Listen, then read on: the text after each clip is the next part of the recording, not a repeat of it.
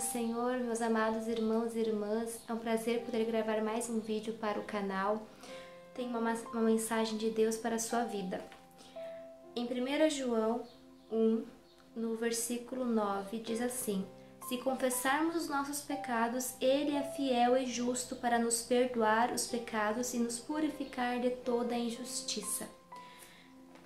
A mensagem que eu tenho hoje é sobre o arrependimento, é sobre mudança de vida. E como texto base, como um exemplo para toda a mensagem, eu tenho Salmo 51 sobre Davi. Após ele cometer o pecado com Betseba, ele escreve assim: tem misericórdia de mim, ó Deus, segundo a tua benignidade. Apaga as minhas transgressões segundo a multidão das tuas misericórdias.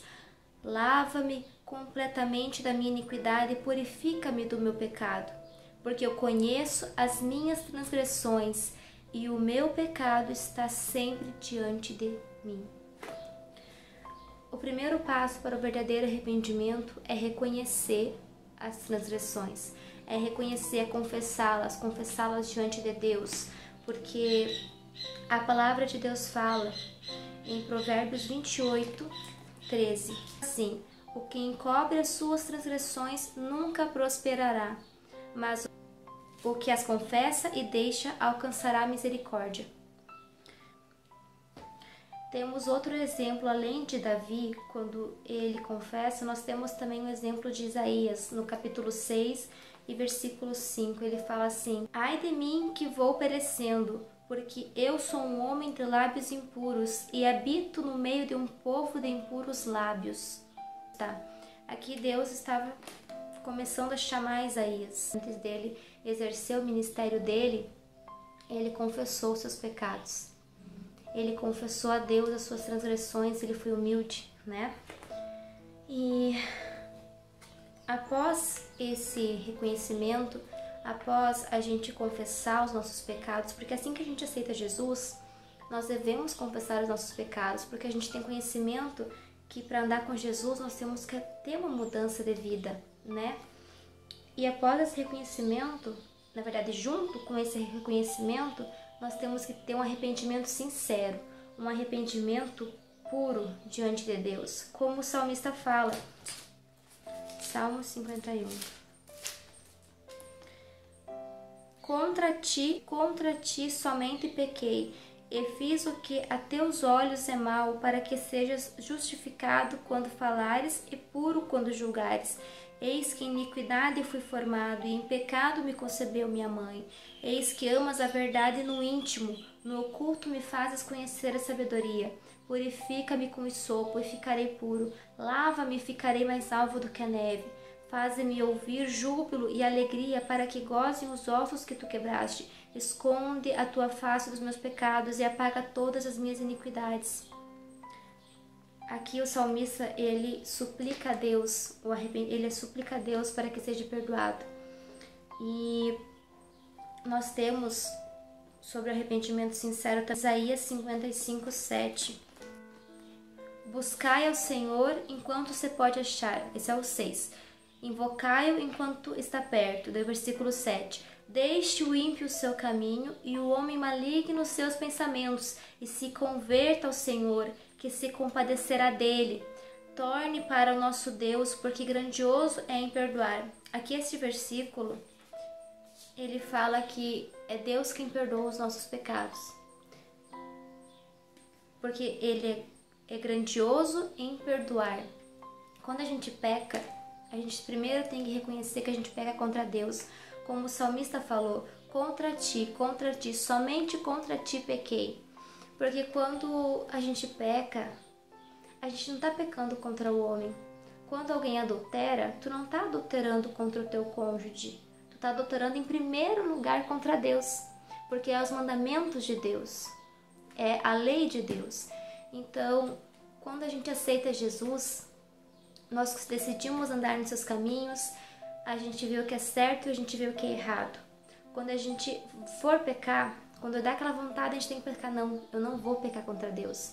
Porque muitas pessoas pensam que vão estar só falando contra o próximo. E daí não dói tanto. Mas quando a gente lembra, é contra Deus que eu vou estar pecando, aí teu coração tem que pesar. Aí teu coração tem que queimar por arrependimento só de ter pensado.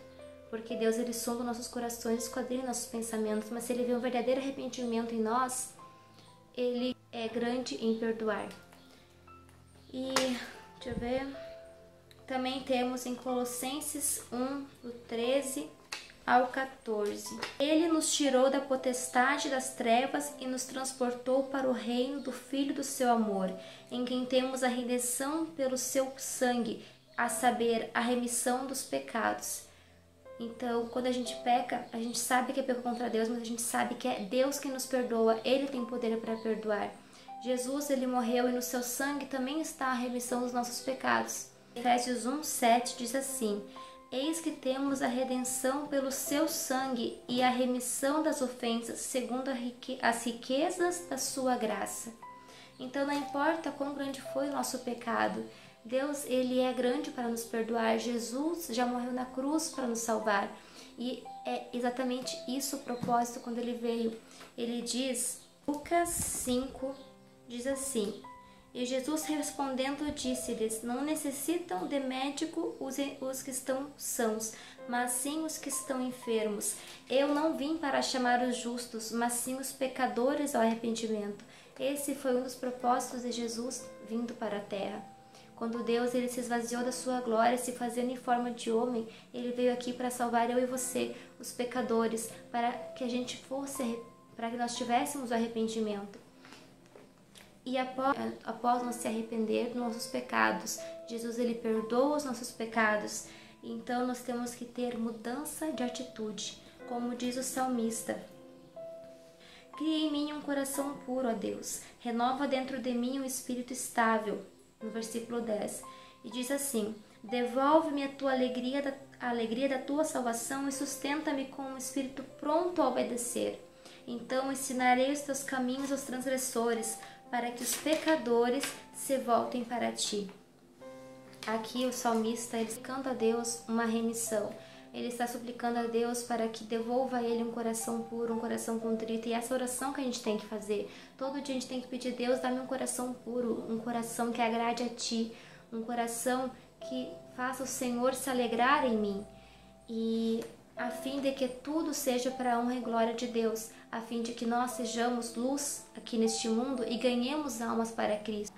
Então, nessa mudança de atitude, quando a gente decide caminhar com Deus, a primeira coisa sempre é buscar o que diz a Bíblia, é buscar o que está na palavra, é buscar os ensinamentos de Jesus. E Mateus 22 diz assim, sobre o grande mandamento: e os fariseus, ouvindo que ele fizera emudecer os saduqueus, reuniram-se no mesmo lugar, e um deles, doutor da lei, interrogou-o para o experimentar, dizendo: mestre, qual é o grande mandamento da lei?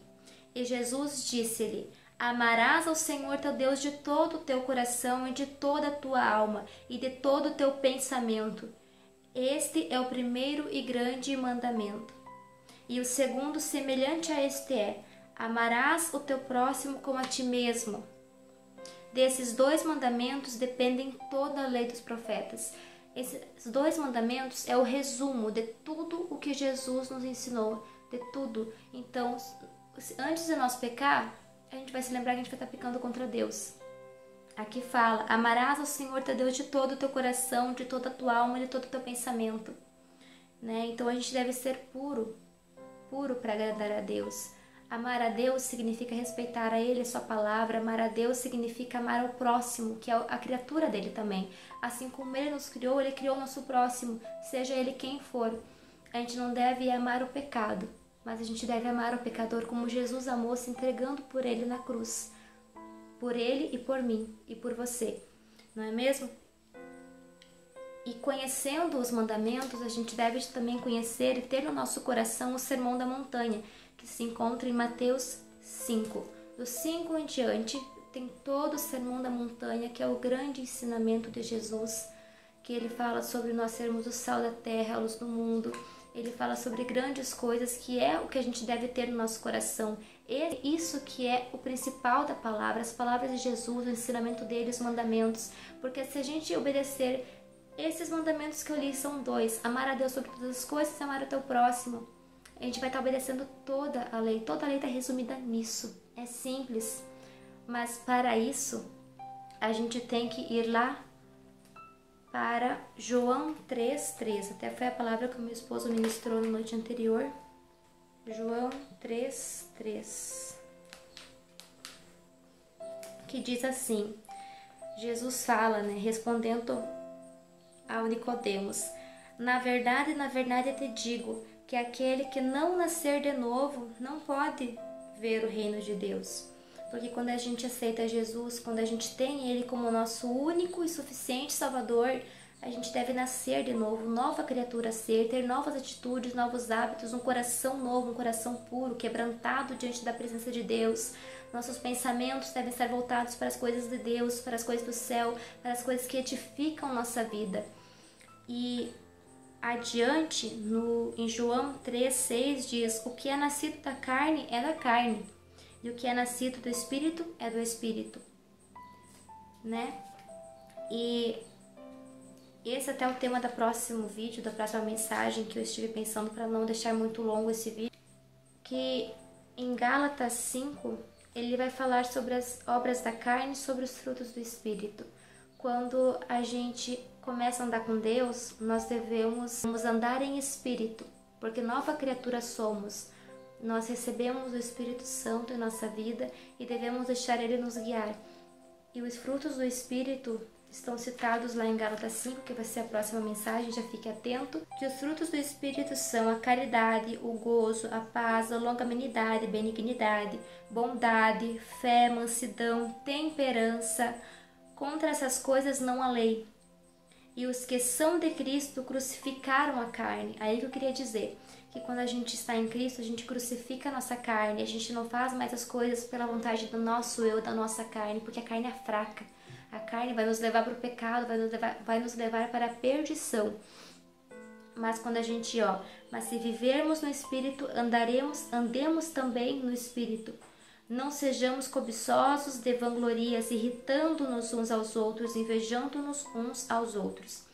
E antes fala sobre as obras da carne, porque a carne cobiça contra o Espírito e o Espírito contra a carne, e estes opõem-se uns aos outros, para que não façais o que quereis, mas se sois guiados pelo Espírito, não estáis debaixo da lei.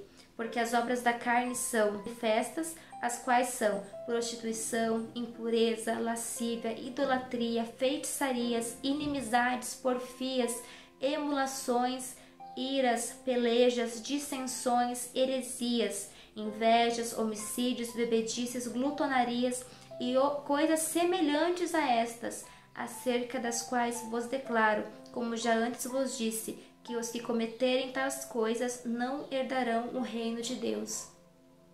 E quando a gente recebe Jesus em nossas vidas, o propósito de tudo é para que no fim da nossa caminhada aqui nesta terra, a gente vá para o céu com Jesus, Então, se a gente cometer essas obras da carne aqui, a gente continuar cometendo após saber que é errado, nós já estamos no caminho da perdição. Mas se nós saber que é o que é errado e buscar obedecer a Deus, buscar viver os seus caminhos, buscar andar nos seus caminhos e viver a sua palavra, nós já temos a salvação e nós já andamos na terra em salvação, porque nós já temos Jesus na nossa vida, nós já obedecemos a sua palavra. E claro, o homem não é perfeito, o homem deve buscar melhorar a cada dia mais e mais, para que o Senhor seja glorificado em nossa vida. Amém, irmãos? Essa era a palavra que eu tinha. Acabou ficando longo o vídeo, me perdoem. Mas é a palavra que Deus colocou no meu coração. Que você seja abençoado através dela. Eu conto com vocês para deixar os comentários, para deixar o seu like aí no YouTube, para compartilhar nas outras redes sociais. Eu estarei postando o vídeo também no Instagram. Estarei compartilhando o link no Facebook. E eu conto com vocês para ajudar a divulgar, porque tem mais pessoas precisando ouvir, amém? Deus abençoe você, a sua casa. Se quiser deixar um pedido de oração, deixe nos comentários, ou então também temos o e-mail, temos o direct no Instagram. Faça como você sentir no seu coração, mas que você seja abençoado em nome de Jesus, amém? Toda a honra e toda a glória seja para o Senhor. Deus abençoe.